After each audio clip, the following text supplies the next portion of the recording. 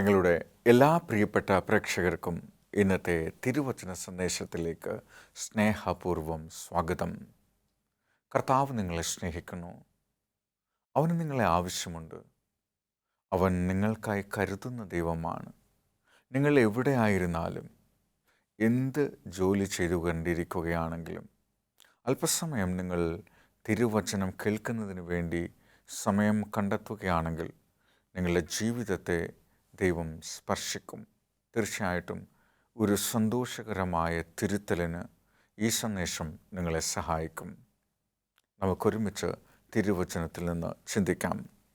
നമ്മുടെ ജീവിതത്തിലെ പ്രശ്നങ്ങൾക്ക് നമ്മൾ എങ്ങനെയാണ് ഉത്തരം കണ്ടെത്തുന്നത് എന്നതിനെക്കുറിച്ചാണ് ചിന്തിച്ചുകൊണ്ടിരുന്നത്. പ്രാർത്ഥനയാണ് നമ്മൾക്ക് ദൈവത്തോട് ചോദിക്കാനുള്ള, ഉത്തരം അന്വേഷിക്കാനുള്ള പ്രധാനപ്പെട്ട കാര്യം. കർത്താവിനെ അന്വേഷിക്കാൻ കർത്താവ് നമ്മളെ ക്ഷണിക്കുകയാണ്. കർത്താവിൻ്റെ ഇഷ്ടമനുസരിച്ച് നമ്മൾ ദൈവത്തോട് ചോദിക്കുമ്പോൾ അവൻ നമ്മുടെ ആവശ്യങ്ങൾക്ക് ഉത്തരം നൽകും. നമ്മളെ പ്രയാസപ്പെടുത്തുന്ന എല്ലാ കാര്യങ്ങളിലും ഏത് വിധത്തിൽ സങ്കടമുണ്ടാക്കുന്ന കാര്യവും കർത്താവിൻ്റെ സന്നിധിയിൽ വെക്കുവാൻ കർത്താവ് നമ്മളോട് ആവശ്യപ്പെടുന്നു.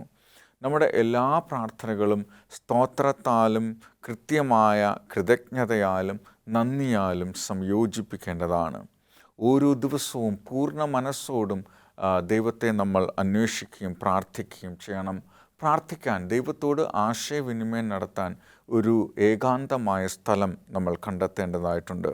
ഇനി ദൈവത്തിന് മാത്രം കേൾക്കാൻ കഴിയുന്ന അത്ര ഉച്ചത്തിൽ, അല്ലെങ്കിൽ നമുക്ക് മാത്രം കേൾക്കാൻ കഴിയുന്ന ഉച്ചത്തിൽ നമ്മൾ ദൈവത്തോട് സംസാരിക്കണം എന്ന് വചനം നമ്മളെ ഓർമ്മിക്കുകയാണ്. അപ്പോൾ തീർച്ചയായിട്ടും മർക്കോസ് 1:35, അതുകൊണ്ട് ഒരു വേള അവൻ എഴുന്നേറ്റ് പുറപ്പെട്ട് ഒരു നിർജ്ജന സ്ഥലത്ത് ചെന്ന് പ്രാർത്ഥിച്ചു എന്ന് പറയാണ്. കർത്താവായ യേശു ക്രിസ്തു ഒറ്റയ്ക്ക് ആരും ഇല്ലാത്ത സ്ഥലത്ത് പോയി ദൈവത്തോട് പ്രാർത്ഥിച്ചു എന്ന് ഈ ഭാഗം നമ്മളെ ഓർമ്മിപ്പിക്കുന്നു. നമ്മളും കർത്താവായ യേശു ക്രിസ്തുവിനോട് ഒരു സ്വകാര്യ സംഭാഷണം നടത്തണം. വേറെ ആരും ഇല്ലാത്ത സ്ഥലത്ത് നമ്മുടെ ജീവിതത്തിൻ്റെ സകല രഹസ്യങ്ങളും കർത്താവിനോട് പങ്കുവെക്കണം. നമുക്ക് മാത്രം കേൾക്കാൻ കഴിയുന്നത്ര ഉച്ചത്തിൽ, വേറെ ആരും കേൾക്കാനും പാടില്ല. ശരിക്കും നിങ്ങളത് പരീക്ഷിച്ച് നോക്കുകയാണെങ്കിൽ നമ്മുടെ ജീവിതത്തിൽ നിന്ന് ഭാരം മാറിയതായി തോന്നും. വലിയൊരു ആശ്വാസം ലഭിച്ചതായി തോന്നും. നമുക്ക് ശരിയൊരു ഉത്തരം ലഭിച്ചതായി തോന്നും. നമ്മുടെ ജീവിതത്തിലെ പ്രശ്നത്തിന് ഒരു പരിഹാരം കിട്ടിയതായി തോന്നും. ചിലപ്പോൾ പരിഹാരം കിട്ടുന്നത് നമുക്ക് തിരിച്ചറിയാനായിട്ട് സാധിക്കും. അതുകൊണ്ട് നമ്മൾ ഒരു നിർജ്ജന സ്ഥലത്ത് ആരും അറിയാതെ പ്രഭാതത്തിൽ ദൈവത്തോട് ഒരു സ്വകാര്യ സംഭാഷണം നടത്തണം. ഒരു ആത്മസുഹൃത്തിനോട് സംസാരിക്കുന്നത് പോലെ നമ്മൾ ദൈവത്തോട് സംസാരിക്കണം. അപ്പോൾ ദൈവം നമ്മുടെ പ്രശ്നങ്ങൾക്ക് ഉത്തരം തരും. നമ്മുടെ പ്രശ്നങ്ങൾ നമുക്ക് ദൈവത്തോട് അവതരിപ്പിക്കാൻ കഴിയണം, ഒരു സുഹൃത്തിനോട് എന്നതുപോലെ തന്നെ. അതുകൊണ്ടാണ് ലൂക്കോസ് 11:1 പറയുന്നത്, കർത്താവേ, യോഹന്നാൻ തൻ്റെ ശിഷ്യന്മാരെ പഠിച്ചതുപോലെ ഞങ്ങളെയും പ്രാർത്ഥിക്കാൻ പഠിപ്പിക്കണമേ എന്ന് പറയുന്നു. ഇനിയും പ്രാർത്ഥിക്കാൻ നമ്മൾ പഠിക്കേണ്ടതായിട്ടുണ്ട്. പലപ്പോഴും പ്രാർത്ഥനകൾ നമുക്കിഷ്ടമുള്ള രീതിയിലുള്ള ജൽപ്പനങ്ങളായി നമുക്ക് കാണാൻ സാധിക്കും. ചിലയിടങ്ങളിൽ പ്രാർത്ഥന എന്ന് പറയുന്നത് എഴുതി വെച്ച് തയ്യാറാക്കിയ പ്രാർത്ഥനകൾ ഉരുവിടുകയാണ്. ഉരുക്കഴിക്കുന്നത് പോലെ പ്രാർത്ഥിക്കുന്നത് കാണാൻ പറ്റും. സത്യത്തിൽ അങ്ങനെയുള്ള ഒരു പ്രാർത്ഥനകളും നമ്മുടെ മനസ്സിലെ ആശങ്കകളെ അല്ലെങ്കിൽ ചോദ്യങ്ങളെ ദൈവത്തിലേക്ക് പകർന്നു കൊടുക്കാൻ സഹായിക്കുന്നതല്ല. അതുകൊണ്ട് നമ്മളെപ്പോഴും പ്രാർത്ഥിക്കുമ്പോൾ നമ്മുടെ മനസ്സിനെ പോർ ഔട്ട് ചെയ്യിക്കണം. നമ്മുടെ മനസ്സിനെ ദൈവത്തിലേക്ക് പകർന്നു കൊടുക്കണം, ഒഴിച്ചു കൊടുക്കണം. ഒരു പ്രശ്നത്തെക്കുറിച്ച്, ഒരു വിഷമത്തെക്കുറിച്ച് നിങ്ങൾ ചിന്തിക്കുന്ന എല്ലാ ആശങ്കകളും ദൈവത്തോട് തുറന്ന് പറയണം, അല്ലെങ്കിൽ എഴുതി വെക്കണം. അങ്ങനെ നമ്മൾ പ്രാർത്ഥിക്കുമ്പോൾ നമ്മുടെ മനസ്സിലെ ഭാരം യേശുവുമായി പങ്കുവയ്ക്കപ്പെടും. ആ നിമിഷം തന്നെ നമുക്ക് ഉത്തരങ്ങൾ ലഭിക്കുന്നത് നമുക്ക് തിരിച്ചറിയാനാവും. ഇത് നിങ്ങൾക്ക് ശരിക്കും ജീവിതത്തിൽ പരീക്ഷിച്ച് നോക്കാവുന്ന ഒരു കാര്യമാണ്. ദൈവം നമ്മളെ എത്രമാത്രം വഴി നടത്തും എന്നുള്ളതിന് ഉദാഹരണം ആണ് ഈ വാക്യങ്ങൾ. രണ്ടാമതായിട്ട് ബൈബിൾ പറയുന്നു, ഈ കാര്യങ്ങളൊക്കെ നമ്മൾ എഴുതി സൂക്ഷിക്കണം, ലഭിച്ച ഉത്തരങ്ങൾ. കർത്താവ് ആവർത്തനം 8:2 പറയുന്നത്, തൻ്റെ കൽപ്പനകൾ നമ്മൾ അറിഞ്ഞിട്ടുണ്ടോ എന്ന് പരീക്ഷിച്ച് നോക്കത്തിനായിട്ട് കർത്താവായ യേശു ക്രിസ്തു ഇതിനെ നമ്മൾ ഓർമ്മിക്കണം എന്നാണ് പറയുന്നത്. ഈ വാചകത്തെ അല്ലെങ്കിൽ ദൈവം നമ്മളെ നടത്തിയ വഴികളെക്കുറിച്ച് ഓർമ്മിക്കണം. ദൈവം നമ്മളോട് വിശദീകരിച്ച് തന്ന കാര്യങ്ങൾ ഓർക്കണം. ദൈവം നമുക്ക് നൽകിയ ഉത്തരങ്ങൾ ഓർക്കണം എപ്പോഴും. അങ്ങനെ ഓർക്കുമ്പോൾ നമ്മൾ നന്ദിയുള്ള ഹൃദയമുള്ളവരായി മാറും. അപ്പോൾ നമ്മൾ ദൈവത്തെ സ്തുതിക്കും. അപ്പോൾ നമുക്ക് ആരാധിക്കാൻ പറ്റും. യഥാർത്ഥമായ ആരാധന എന്ന് പറയുന്നത് ദേവാലയങ്ങളിൽ പോയി കൈയടിച്ച് പാട്ട് പാടുന്നതോ മെസ്സേജ് കേൾക്കുന്നതോ അല്ല. യഥാർത്ഥമായ ആരാധന ശരിക്കും ദൈവത്തെ മനസ്സിലാക്കുമ്പോൾ, ദൈവത്തെ അംഗീകരിക്കുമ്പോൾ, ദൈവം ചെയ്ത ഉപകാരങ്ങളെക്കുറിച്ച് ചിന്തിക്കുമ്പോൾ, ദൈവം നമുക്ക് നൽകിയ ഉത്തരങ്ങളെക്കുറിച്ച് നമ്മൾ ബോധ്യപ്പെടുമ്പോൾ നമുക്ക് അവനോട് തോന്നുന്ന സ്നേഹവും നമുക്ക് അവനോട് തോന്നുന്ന അടുപ്പവും നമുക്ക് അവനോട് തോന്നുന്ന ഇഷ്ടവുമാണ് യഥാർത്ഥമായ ആരാധന എന്ന് പറയുന്നത്. അത്തരത്തിൽ നമുക്ക് ദൈവത്തെ ആരാധിക്കാനായിട്ട് കഴിയണമെന്ന് ബൈബിൾ നമ്മളെ ഓർമ്മിപ്പിക്കുന്നു. ആവർത്തനം 8:2 1 ദിനവൃത്താന്തം 16:12 അവൻ ചെയ്ത അത്ഭുതങ്ങളും അരുളി ചെയ്ത അടയാളങ്ങളും വിധികളും ഓർത്തുകൊള്ളുവീൻ. എപ്പോഴും ദൈവം നൽകിയിട്ടുള്ള കാര്യങ്ങളെക്കുറിച്ച് ഓർത്തുകൊണ്ടേയിരിക്കണം. കാരണം നമ്മുടെ മനസ്സിൽ എല്ലാ കാര്യങ്ങളും ചിത്രങ്ങളായിട്ടാണ് ശേഖരിച്ച് വയ്ക്കുന്നത്. അപ്പം ഈ ചിത്രങ്ങൾ കാണുമ്പോഴൊക്കെ നമുക്ക് നന്ദി ഉണ്ടായിക്കൊണ്ടേയിരിക്കും, സ്നേഹം ഉണ്ടായിക്കൊണ്ടേയിരിക്കും. അതേസമയം നമ്മൾ നെഗറ്റീവായ ചിത്രങ്ങളാണ് സൂക്ഷിക്കുന്നതെങ്കിൽ നമ്മളിലുണ്ടാകുന്നത് നെഗറ്റീവ് ഫീലിംഗ് ആയിരിക്കും. അതുകൊണ്ടാണ് ചില ആളുകളൊക്കെ പറയും, എനിക്ക് ആ കാര്യങ്ങൾ ഓർക്ക ദേഷ്യം വന്നു, കാണ ദേഷ്യം വന്നു എന്ന് പറയുന്നത് അതുകൊണ്ടാണ്. അതുകൊണ്ട് നമ്മൾ ദൈവം നടത്തിയ വഴികളെക്കുറിച്ച്, ദൈവം നമുക്ക് പറഞ്ഞു തന്ന കാര്യങ്ങളെക്കുറിച്ച്, ദൈവം നമ്മളോട് ഇടപെട്ട രീതിയെക്കുറിച്ച്, ദൈവം നമുക്ക് നൽകിയ ഉത്തരങ്ങളെക്കുറിച്ച്, ദൈവത്തെക്കുറിച്ചുള്ള മനോഹരമായ കാര്യങ്ങൾ നമ്മൾ ആവർത്തിച്ച് കാണുകയും ഓർക്കുകയും ചെയ്യണം. അങ്ങനെ ഓർക്കുകയും ചെയ്യുമ്പോൾ നമ്മളിൽ ദൈവത്തിൻ്റെ വലിയ ഇടപഴകലുണ്ടാകും. ദൈവത്തോട് നമുക്ക് ആരാധന തോന്നും. ദൈവത്തിൻ്റെ മഹത്വത്തെ നമ്മൾ കാണും. ദൈവത്തിൻ്റെ തോട് സ്നേഹം നമുക്കുണ്ടാകും. ദൈവത്തോട് കടപ്പാടുണ്ടാകും. അപ്പോഴാണ് നമുക്ക് യഥാർത്ഥമായി ആരാധിക്കാനാകുക. അപ്പോഴാണ് നമുക്ക് അവനെ യഥാർത്ഥത്തിൽ പിന്തുടരാൻ കഴിയുക. അപ്പോഴാണ് നമുക്ക് അവനെ യഥാർത്ഥത്തിൽ വിശ്വസിക്കാൻ പോലും കഴിയുക എന്നുള്ള കാര്യം നമ്മൾ മനസ്സിലാക്കണം. അപ്പോൾ ദൈവം നിങ്ങളെ സീമാതീതമായി സ്നേഹിക്കുന്നു. അതിരുകളില്ലാത്ത വിധത്തിൽ ദൈവം നമ്മളെ സ്നേഹിക്കുന്നു എന്നും അവൻ നമ്മളെ രക്ഷിക്കാൻ ആഗ്രഹിക്കുന്നു എന്നും വിശ്വസിക്കണം. അത് വളരെ പ്രധാനപ്പെട്ട കാര്യമാണ്. 2 പത്രോസ് 3:9 1 തിമോഥെയോസ് 2:3-5 വരെയുള്ള വാക്യങ്ങളിലും നമുക്കത് കാണാൻ പറ്റും. ദൈവം നമ്മളെ അതിരുകളില്ലാതെ സ്നേഹിക്കുന്നു, പരിമിതികളില്ലാതെ സ്നേഹിക്കുന്നു, പരിധികളില്ലാതെ സ്നേഹിക്കുന്നു. അതായത് സ്നേഹം അൺലിമിറ്റഡാണ്. ദൈവം അത് നമുക്ക് വേണ്ടി ഒഴുകിക്കൊണ്ടേയിരിക്കുന്നു. നമ്മൾ പാപികളായിരിക്കുമ്പോൾ തന്നെ നമ്മോടുള്ള സ്നേഹത്തെ പ്രദർശിപ്പിക്കുവാൻ അവൻ കാൽവരി ക്രൂശിൽ യാഗമായി തീർന്നു എന്ന് പറയുന്നു. അതുകൊണ്ട് അവൻ്റെ ഈ സ്നേഹത്തിൽ, അവൻ്റെ ഈ ത്യാഗത്തിൽ അവൻ നമ്മളെ രക്ഷിക്കാൻ ആഗ്രഹിക്കുന്നു എന്ന് നമ്മൾ ചിന്തിക്കുകയും ആ ചിന്തയോടുകൂടി നമ്മൾ ദൈവത്തോട് നന്ദി സൂചകമുള്ളവരായി തീരുകയും ചോദിക്കുകയും ചെയ്യുമ്പോൾ കർത്താവ് നമ്മുടെ ചോദ്യങ്ങൾക്ക് ഉത്തരം നൽകും എന്നുള്ളതിൽ യാതൊരു സംശയവും ഇല്ല. നമ്മൾ അങ്ങനെ തന്നെ കർത്താവിനോട് ചോദിക്കണം. നമ്മുടെ മനസ്സിലത് രൂപപ്പെടുത്തണം. കർത്താവ് നമ്മളെ സ്നേഹിക്കുന്നു എന്നുള്ളത് നമ്മൾ അംഗീകരിക്കണം. കർത്താവിൻ്റെ സ്നേഹം തിരിച്ചറിയാൻ നമ്മൾ അംഗീകരിക്കണം. അത് നമ്മുടെ ജീവിതത്തിലെ യാഥാർത്ഥ്യമാക്കാൻ നമ്മൾ ഇടപഴകണം. ഇനി യേശുവിനെ കൂടാതെ നമ്മൾ നഷ്ടപ്പെട്ടു പോയ ഒരു പാപിയാണെന്ന് സ്വയം സമ്മതിക്കണം. യേശു ഇല്ലെങ്കിൽ, നമ്മുടെ ജീവിതത്തിൽ ഇല്ലെങ്കിൽ നമ്മൾ നഷ്ടപ്പെട്ടു പോയ ഒരു പാപിയാണ്. കാരണം യേശു ഇല്ലെങ്കിൽ നമുക്ക് സമാധാനമില്ല, പ്രത്യാശയില്ല, നമുക്ക് വിശ്വാസമില്ല, നമുക്ക് നിത്യരാജ്യത്തെക്കുറിച്ച് ചിന്തിക്കാൻ പോലും സാധിക്കുകയില്ല. അതുകൊണ്ട് യേശുവിനെ നമ്മുടെ ഹൃദയത്തിൽ സ്വീകരിക്കുക. അതല്ലെങ്കിൽ നമ്മൾ നഷ്ടപ്പെട്ടു പോകുന്ന ഒരു പാപിയാണ്. കാരണം നഷ്ടപ്പെട്ടു പോവുക എന്ന് പറഞ്ഞു കഴിഞ്ഞാൽ നിത്യജീവൻ നഷ്ടപ്പെടുന്ന ആളുകളായിട്ട് മാറും. ഈ ലോകത്ത് ചിലപ്പോൾ നമുക്ക് സമ്പത്തുണ്ടായേക്കാം, പണമുണ്ടായേക്കാം, ബഹുമാനം ഉണ്ടായേക്കാം, ആദരവ് കിട്ടിയേക്കാം, അതൊക്കെ ഉണ്ടായേക്കാം. പക്ഷേ വരാനിരിക്കുന്ന ലോകത്തിൽ നമുക്ക് യാതൊരു പ്രാധാന്യം ഉണ്ടാകില്ല. കർത്താവിൻ്റെ കൂടെ ജീവിക്കാനുള്ള വലിയ പദവി നമുക്ക് ലഭിക്കണമെന്നുണ്ടെങ്കിൽ നമ്മൾ യേശുവിനെ കൂടാതെ നഷ്ടപ്പെട്ടൊരു പാപിയാണ്. എനിക്ക് നിന്നെ വേണം കർത്താവേ, നിന്നാൽ എനിക്കെല്ലാം സാധ്യമാണ്. നീ എൻ്റെ കൂടെ ഇരിക്കുമ്പോൾ എനിക്ക് ഏറ്റവും നന്മയുള്ള സമയമാണ് എന്ന് നമ്മൾ മനസ്സിലാക്കണം. അതുകൊണ്ടാണ് കർത്താവായ യേശു ക്രിസ്തു അതെപ്പോഴും ആഗ്രഹിക്കുന്നു. ഇസ്രായേൽ ജനത്തോട് യേശു പറഞ്ഞു, ഞാൻ നിങ്ങളുടെ ഇടയിൽ വസിക്കേണ്ടതിന് നിങ്ങൾ എനിക്കൊരു കൂടാരം പണിയണം എന്ന് പറഞ്ഞു. യേശു ഈ ഭൂമിയിലേക്ക് വന്നപ്പോൾ അവനോട് പറഞ്ഞു, അവൻ ഇമ്മാനുവേൽ, ദൈവം നമ്മോട് കൂടെ എന്നുള്ള പേരിടേണം എന്ന് പറഞ്ഞു. ദൈവം നമ്മോട് കൂടെ താമസിക്കാനും നമ്മുടെ എല്ലാ പ്രശ്നങ്ങളും അറിയുവാനും നമ്മുടെ എല്ലാ പ്രശ്നങ്ങൾക്കും പരിഹാരം തരാനും ദിശ കാണിച്ചു തരാനും വഴി കാണിച്ചു തരാനും നമ്മളെ പരിഹാരത്തിലേക്ക് നയിക്കാനും യേശുവിന് കഴിയും എന്ന് നമ്മൾ വിശ്വസിക്കണം. യേശു ക്രിസ്തുവിലൂടെ സൗജന്യമായി വാഗ്ദത്തം ചെയ്യപ്പെട്ട ഒരു ദാനമാണ് രക്ഷ എന്ന് അംഗീകരിക്കുക.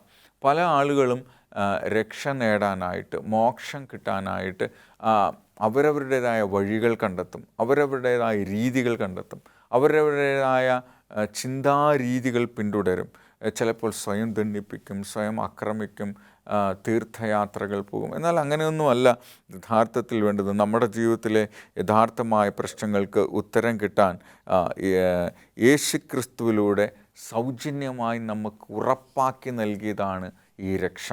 ലോകസ്ഥാപനത്തിന് മുമ്പേ അറുക്കപ്പെട്ട ദൈവത്തിൻ്റെ കുഞ്ഞാടായ യേശുക്രിസ്തു ഈ ഭൂമിയിലേക്ക് വരികയും കാൽവരി ക്രൂശിൽ നമുക്ക് വേണ്ടി യാഗമായി തീരുകയും ഇന്നും ഉയർത്തെഴുന്നേറ്റ് സ്വർഗത്തിൽ ജീവിക്കുകയും സ്വർഗത്തിലെ പിതാവിനോട് പക്ഷപാതം ചെയ്തുകൊണ്ടിരിക്കുന്നു നമുക്ക് വേണ്ടി എന്ന് നമ്മൾ അംഗീകരിക്കുകയും വിശ്വസിക്കുകയും ചെയ്യേണ്ടത് വളരെ അത്യാവശ്യമാണ്. അപ്പോൾ നമ്മുടെ ജീവിതത്തിലെ പ്രശ്നങ്ങൾക്ക് ഒരു യഥാർത്ഥ ഉത്തരം കർത്താവ് കൊണ്ടുതരുന്നത് നമുക്ക് തിരിച്ചറിയാനാവും. അറിയുന്ന എല്ലാ പാവങ്ങളും യേശുവിനോട് ഏറ്റുപറഞ്ഞ് മാനസാന്തരപ്പെടുക. കർത്താവായ യേശു ക്രിസ്തു നമ്മളോട് പറയുന്നത് നമ്മൾ മാനസാന്തരപ്പെടണം. നമുക്ക് ജീവിതത്തിൽ യഥാർത്ഥമായ ഒരു ഉത്തരം കിട്ടണമെന്നുണ്ടെങ്കിൽ, നമ്മുടെ ജീവിതത്തിലെ പ്രശ്നങ്ങൾക്കൊരു പരിഹാരം കിട്ടണമെന്നുണ്ടെങ്കിൽ നമ്മൾ ദൈവത്തോട് അടുത്ത് ജീവിക്കുന്നവരായിത്തീരണം, അടുത്ത് താമസിക്കുന്നവരായിത്തീരണം. അപ്പോൾ കർത്താവ് നമുക്ക് ഉത്തരം തരുന്നത് നമുക്ക് കാണാനായിട്ട് സാധിക്കും.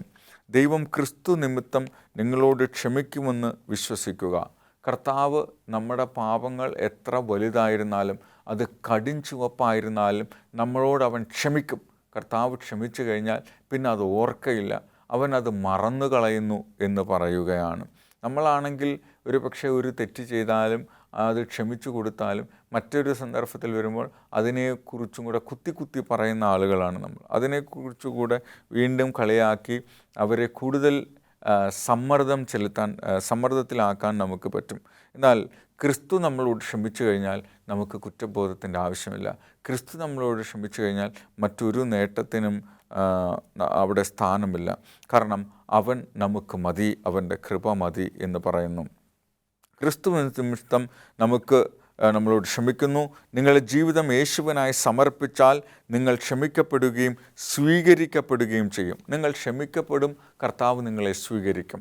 ഇന്ന് ലോകത്തിൽ ആരും ആരെയും സ്വീകരിക്കുന്നില്ല എന്നുള്ളതൊരു വലിയ പ്രശ്നമാണ്. ആരും ആരെയും അക്സെപ്റ്റ് ചെയ്യുന്നില്ല. സ്വന്തം ജീവിതത്തിൽ ഒരുപക്ഷെ ഭാര്യ ചെയ്യുന്ന സേവനങ്ങൾ ഭർത്താവിന് അംഗീകരിക്കാനുള്ള മനസ്സുണ്ടാവുന്നില്ല, അല്ലെങ്കിൽ ഭർത്താവ് ചെയ്യുന്ന കാര്യങ്ങൾ എന്താണെന്ന് ഭാര്യയ്ക്ക് അംഗീകരിക്കാൻ കഴിയുന്നില്ല. മാതാപിതാക്കൾ എങ്ങനെ കഷ്ടപ്പെട്ടാണ് അല്ലെങ്കിൽ എത്രമാത്രം ഇഷ്ടത്തോടെയാണ് തങ്ങളെ കരുതുന്നതെന്ന് കുഞ്ഞുങ്ങൾക്ക് മനസ്സിലാക്കാൻ ബുദ്ധിമുട്ട്, കുഞ്ഞുങ്ങൾക്കാണെങ്കിൽ മാതാപിതാക്കളെ മനസ്സിലാക്കാൻ ബുദ്ധിമുട്ട്. ഇങ്ങനെയുള്ള എന്തൊക്കെ തരത്തിലുള്ള പ്രശ്നങ്ങളാണ് ലോകം നേരിട്ടുകൊണ്ടിരിക്കുന്നത്. അതേ പ്രശ്നങ്ങൾ നമ്മുടെ ജീവിതത്തിലും ഉള്ളത് തന്നെയാണ്. അപ്പോൾ നമ്മൾ ദൈവത്തിൻ്റെ മക്കൾ എന്ന നിലയിൽ, ദൈവത്തിൻ്റെ കുഞ്ഞുങ്ങൾ എന്ന നിലയിൽ നമ്മൾ ക്രിസ്തുവിനോട് ചോദിക്കണം. അവൻ നമ്മളെ ക്ഷമിക്കും, അവൻ നമ്മളെ ക്ഷമിക്കുകയും നമ്മളെ സ്വീകരിക്കുകയും ചെയ്യും. നമ്മൾ ആരാകുന്നോ അതേപോലെ തന്നെ കർത്താവ് നമ്മളെ സ്വീകരിക്കും. നീ പോയിട്ട് അങ്ങനെ തിരിച്ചു പോവാ, അല്ലെങ്കിൽ ഇങ്ങനെ തിരിച്ചു പോവാ, അങ്ങനെ ചെയ്തുകൊണ്ട് പോവാ എന്നൊന്നും കർത്താവ് പറയുകയില്ല. അവൻ ദൈവത്തോട് നമ്മൾ ചോദിക്കുന്ന നിമിഷം തന്നെ അവൻ നമുക്ക് പാപവിമോചനം നൽകുകയും അവനായി ജീവിക്കാൻ നാം പ്രേരിപ്പിക്കപ്പെടുകയും ചെയ്യേണ്ടതാണ്. ഇപ്പോൾ മുതൽ നിങ്ങൾ യേശുവിൻ്റെ പൈതൽ, നിങ്ങൾ മൂല്യമുള്ള വ്യക്തികളാണെന്ന് നിങ്ങൾ വിശ്വസിക്കുക. നമ്മുടെ ജീവിതത്തിലെ പ്രശ്നങ്ങൾക്ക് ഉത്തരം കിട്ടാൻ കർത്താവിനോട് നമ്മൾ പ്രാർത്ഥിച്ചു കഴിയുമ്പോൾ, അവൻ നമ്മളെ സഹായിച്ചു കഴിയുമ്പോൾ, അവൻ നമ്മളെ നന്മയിലേക്ക് നയിച്ചു കഴിയുമ്പോൾ തീർച്ചയായിട്ടും നമ്മൾ യേശുവിൻ്റെ മക്കളാണ്, പൈതലാണ് എന്ന് നമ്മൾ ഓർമ്മിക്കണം. ഇനി യേശുവിൻ്റെ മക്കളാണ്, അങ്ങനെ അവൻ നമ്മളെ പരിശുദ്ധാത്മാവിനാൽ വഴി നടത്തും. അവൻ്റെ സമ്പത്തും അവൻ്റെ അവകാശവും അവൻ്റെ പ്രവൃത്തിയും അവൻ്റെ അധികാരവും അവൻ നമുക്ക് നൽകും. അപ്പോൾ നമ്മുടെ പ്രശ്നങ്ങൾക്ക് മേൽ നമുക്ക് അധികാരമുണ്ടാകും. നമ്മുടെ പ്രശ്നങ്ങളെ മറക്കുവാൻ നമുക്ക് സാധിക്കും. നമ്മുടെ പ്രശ്നങ്ങൾക്ക് പരിഹാരം കാണാൻ കഴിയും. നമ്മുടെ പ്രശ്നങ്ങൾക്ക് ഉത്തരം ലഭിക്കുവാൻ നമ്മൾ ഇടയായിത്തീരും എന്ന് നമ്മൾ മനസ്സിലാക്കേണ്ടതായിട്ടുണ്ട്. അപ്പോൾ ആ നിമിഷം മുതൽ നിങ്ങളുടെ ജീവിതത്തിൽ ദൈവത്തിന് അത്ഭുതം പ്രവർത്തിക്കാൻ കഴിയും. ദൈവം നമുക്ക് അത്ഭുതം പ്രവർത്തിച്ച് നമുക്ക് ഉത്തരം നൽകാനായിട്ട് ദൈവത്തിന് സാധിക്കും. ഈ ഭൂമിയിൽ നിന്നും സ്വർഗത്തിലേക്ക് നമ്മെ നയിക്കുമെന്ന് സ്നേഹവാനായ നമ്മുടെ രക്ഷകൻ പ്രതിജ്ഞ ചെയ്തിട്ടുണ്ട്. അങ്ങനെയാണെങ്കിൽ നമ്മുടെ ജീവിതത്തിലെ എല്ലാ പ്രശ്നങ്ങൾക്കും ശാശ്വതമായ പരിഹാരം നൽകി സ്വർഗത്തിലേക്ക്, ഇന്നത്തെ ലോകത്തിൻ്റെ പ്രശ്നങ്ങളില്ലാത്ത ദൈവരാജ്യത്തിലേക്ക് നമ്മളെ യോഗ്യതയുള്ളവരാക്കി തീർക്കും. ഇവിടെ നമുക്ക് രോഗമുണ്ട്, ഇവിടെ നമുക്ക് കഷ്ടമുണ്ട്, ഇവിടെ നമുക്ക് പ്രയാസങ്ങളുണ്ട്, ഇവിടെ നമ്മൾക്ക് സംശയമുണ്ട്, ഇവിടെ നമ്മൾക്ക് യുദ്ധമുണ്ട്, ഇവിടെ നമ്മൾക്ക് തമ്മിലടിയുണ്ട്, ഇവിടെ നമ്മൾക്ക് ക്രൂരതയുണ്ട്, ഇവിടെ നമ്മൾക്ക് മുറിവേൽപ്പിക്കുന്ന വാക്കുകളുണ്ട്. എന്നാൽ ദൈവത്തിൻ്റെ രാജ്യത്തിലേക്ക് നമ്മളെ ദൈവം രൂപാന്തരപ്പെടുത്തുമ്പോൾ ഇന്നത്തെ നമ്മളുടെ എല്ലാ പ്രശ്നങ്ങൾക്കും പരിഹാരം കാണപ്പെടുകയും നമ്മൾ കർത്താവിനോടൊപ്പം കുറവുകളില്ലാത്ത പൂർണ്ണതയുള്ള ദൈവത്തിൻ്റെ രാജ്യത്തിലേക്ക് ദൈവം നമ്മളെ യോഗ്യരാക്കി തീർക്കും എന്ന് നമ്മൾ മനസ്സിലാക്കാം. എന്നാൽ ഇന്ന് ഈ ലോകത്തിൽ ഈ പ്രശ്നങ്ങളെ അതിജീവിച്ച്, സാത്താൻ്റെ പോരാട്ടങ്ങളെ അതിജീവിച്ച് നമ്മൾ ജീവിക്കുമ്പോൾ നമ്മൾ വീണു പോയേക്കാം, വീണു പോകാൻ സാധ്യതകളുണ്ട്.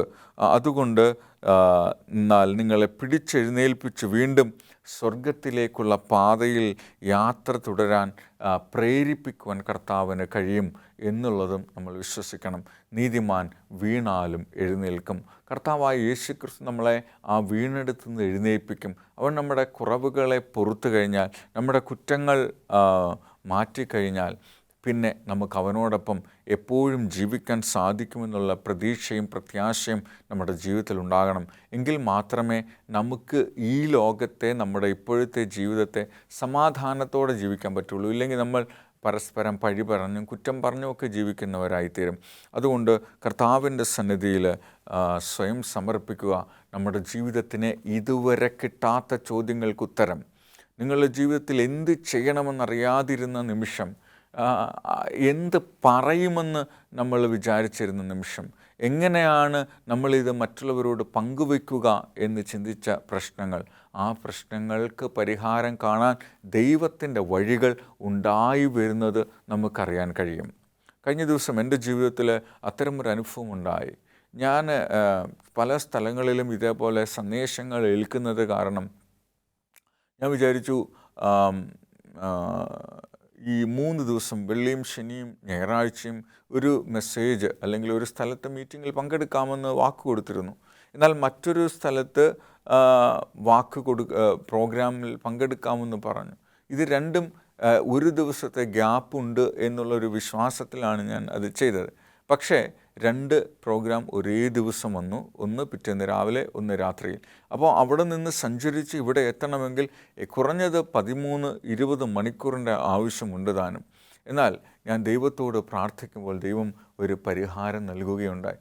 പറഞ്ഞു, someone will help you to go there. അവിടെ പോയി ഈ പരിപാടി നടത്താൻ, വേഗത്തിലെത്താൻ കഴിയുന്ന ഒരു യാത്രാ രീതി ഉപയോഗിക്കാനുള്ള സൗകര്യം ദൈവം ഉണ്ടാക്കി തന്നു. അപ്പോൾ അവിടുത്തെ പ്രോഗ്രാമിന് ഒരു കുഴപ്പമുണ്ടായിരുന്നില്ല, ഇവിടുത്തെ പ്രോഗ്രാമിന് ഒരു കുഴപ്പമുണ്ട്. ഇതൊരു നിസ്സാരമായ കാര്യമാണ്.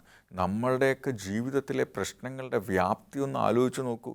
ചിലപ്പോൾ എന്തെല്ലാം പ്രശ്നമാണ്, ഒരുപക്ഷെ നിസ്സാരമായ സംശയം, നിസ്സാരമായ വാക്കുകൾ, നിസ്സാരമായ കാഴ്ചപ്പാടുകൾ കൊണ്ട് ബന്ധങ്ങൾ അറുത്തു പോകുന്നവർ, കുടുംബം വേർതിരിയുന്ന തരത്തിൽ, കുഞ്ഞുങ്ങൾ കൈവിട്ടു പോകുന്ന തരത്തിലായിരിക്കുന്ന മനുഷ്യരെ നമുക്കറിയാം.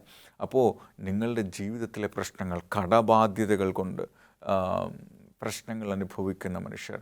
അപ്പോൾ നിങ്ങളുടെ എല്ലാവരുടെയും ജീവിതത്തിൽ ദൈവത്തിന് പരിഹാരമുണ്ടാക്കാൻ സാധിക്കുമെന്ന് വിശ്വസിച്ചുകൊണ്ട് ദൈവത്തിനോട് ഈ രീതിയിൽ നമ്മൾ സംസാരിച്ചാൽ അല്ലെങ്കിൽ അന്വേഷിച്ചാൽ കർത്താവ് അത്ഭുതകരമായ അവിശ്വസനീയമായ വിധത്തിൽ നമ്മുടെ പ്രശ്നങ്ങൾക്ക് ഉത്തരം തരുന്നത് നമുക്ക് തിരിച്ചറിയാനാകും. അത് നമുക്ക് യഥാർത്ഥത്തിൽ ജീവിതത്തിൽ പരീക്ഷിച്ച് നോക്കാവുന്ന ഒന്നാണ്. അങ്ങനെ ചെയ്യുമ്പോൾ ദൈവം നമുക്ക് ഉത്തരം നൽകുന്നത് തിരിച്ചറിയുമ്പോൾ നമ്മൾ ദൈവത്തിനോടൊപ്പം ജീവിക്കാനായിട്ട് ഒരു തീരുമാനമെടുക്കുക. കർത്താവ് നമ്മളെ ഒരുപാട് സ്നേഹിക്കുന്നു. അവൻ നമ്മളെ ആവശ്യമുണ്ട്. അവൻ നമ്മളെ മക്കളായി പരിഗണിക്കുന്നു. നമ്മൾ അവൻ്റെ സൃഷ്ടിയാണ്. നമ്മൾ ആർക്കും വേണ്ടാത്തവരോ അന്യാധീനപ്പെട്ടു പോകാനോ അല്ലെങ്കിൽ ആരാലും ഉപേക്ഷിക്കപ്പെട്ടവരോ ആർക്കും വേണ്ടാത്തവരോ അല്ല. കർത്താവ് നമ്മളെ സൃഷ്ടിച്ചതാണ്. അവൻ നമ്മളെക്കുറിച്ച് എപ്പോഴും കരുതിക്കൊണ്ടിരിക്കുന്നു. അവൻ നമുക്ക് വേണ്ടി ഒരു കാവൽ മാലാഖി അയച്ചിട്ടുണ്ട്. അവൻ്റെ ദൂതന്മാർ കൃപാസനത്തിൽ ചെന്ന് നമ്മളെക്കുറിച്ചുള്ള കാര്യങ്ങൾ ദൈവത്തോട് ഓരോ നിമിഷവും പറഞ്ഞുകൊണ്ടിരിക്കുന്നു. ആത്മാവ് ഉച്ചരിക്കാനാവാത്ത ഞെരുക്കങ്ങളാൽ നമ്മുടെ ആവശ്യങ്ങൾ സ്വർഗത്തിൽ ദൈവത്തിൻ്റെ അടുത്ത് സമർപ്പിക്കുന്നുണ്ട്. നമ്മളെ ഇത്രത്തോളം കരുതുന്ന ഒരു ദൈവം ഉണ്ട്. ആ ദൈവത്തിൽ ആശ്വസിക്കാനും ആ ദൈവത്തിൽ സന്തോഷിക്കുവാനും ആ ദൈവം നൽകുന്ന ഉത്തരത്തെ തിരിച്ചറിയാനും നമുക്ക് സാധിക്കണം. അതിന് നമ്മുടെ ജീവിതത്തെ കർത്താവിൻ്റെ കരങ്ങളിൽ നമുക്ക് സമർപ്പിക്കാം. കർത്താവ് നമ്മളെ അത്രയധികം കരുതലോടെ കൊണ്ടു നടക്കാൻ ആഗ്രഹിക്കുന്നു. നമ്മുടെ ജീവിതത്തെക്കുറിച്ച് അറിവില്ലാത്ത കാര്യങ്ങൾ നമുക്കുണ്ടെങ്കിൽ സകല ജ്ഞാനത്തിൻ്റെയും ഉറവിടമായ ദൈവത്തോട് അതിൻ്റെ ജ്ഞാനത്തെക്കുറിച്ച് ചോദിക്കാം. കർത്താവ് നമ്മളെ ശരിക്കും അവൻ്റെ വഴിയിലൂടെ നടത്തി, അവൻ്റെ പാതയിലൂടെ നടത്തി, കുരിര് താഴ്വരയിൽ കൂടെ നടത്തി അവൻ്റെ നിത്യരാജ്യത്തിലേക്ക് സ്ഥാപിക്കപ്പെടാനുള്ള പരിശീലനം കൂടെയാണ് ഈ ലോക ജീവിതമെന്ന് നമ്മൾ അറിയണം. അതുകൊണ്ട് അതിൻ്റെ മുമ്പിൽ പകച്ചു നിൽക്കേണ്ട, തളർന്നു പോകേണ്ട, ആരുമില്ലെന്ന് വിചാരിക്കേണ്ട. കർത്താവിനോട് ഉത്തരങ്ങൾ ചോദിക്കുക. അവൻ നമുക്ക് വേണ്ടി ഉത്തരം തരാൻ തയ്യാറാണ്. അവൻ നമുക്ക് വേണ്ടിയിട്ടാണ് ഈ ഭൂമിയിലേക്ക് വന്നത്. ഈ പങ്കപ്പാടുകൾപ്പെട്ടത് അതിനു വേണ്ടിയിട്ടാണ്. അതുകൊണ്ട് അവൻ നമ്മളെ അനാഥമായി വിടുകയില്ല, നമ്മളെ ഉപേക്ഷിക്കുകയില്ല. അവൻ്റെ സ്നേഹത്തിലായിരിക്കാൻ കർത്താവ് നമ്മളെ ക്ഷണിക്കുകയാണ്. നമുക്ക് പ്രാർത്ഥിക്കാം. ഞങ്ങളെ സ്നേഹിക്കുന്ന സ്വർഗീയ പിതാവേ, തിരുനാമത്തിൻ്റെ സ്തോത്രം. നിൻ്റെ ഉത്തരങ്ങൾ കൊണ്ട് ഞങ്ങളുടെ ജീവിതത്തെ ധന്യമാക്കി തീർക്കാൻ ഞങ്ങളുടെ ജീവിതത്തെ അവിടുത്തെ കരങ്ങൾ സമർപ്പിക്കുന്നു. അവിടുത്തെ കരുതലിന്, അവിടുത്തെ സംരക്ഷണത്തിന്, അവിടുത്തെ സ്നേഹത്തിന്, കർത്താവെ അവിടുത്തെ കൃപയ്ക്കായി ഞങ്ങൾ അങ്ങയെ സ്തുതിക്കുന്നു. അത് ഞങ്ങളുടെ ജീവിതത്തിൽ വ്യക്തിപരമായി അനുഭവിച്ചറിയുവാൻ, കർത്താവെ അങ്ങയോട് ഏറ്റവും കൂടുതൽ അടുക്കുന്ന മനുഷ്യരായി തീരുവാൻ നീ ഞങ്ങളെ സഹായിക്കണമേ. ഞങ്ങളുടെ പ്രാർത്ഥന കേട്ടതുകൊണ്ട് ഞങ്ങൾ അങ്ങയെ സ്തുതിക്കുന്നു. സകലവും യേശുവിൻ്റെ നാമത്തിൽ ചോദിക്കുന്നു. കൃപയോട് കേൾക്കണം സ്വർഗീയ പിതാവേ. ആമേൻ.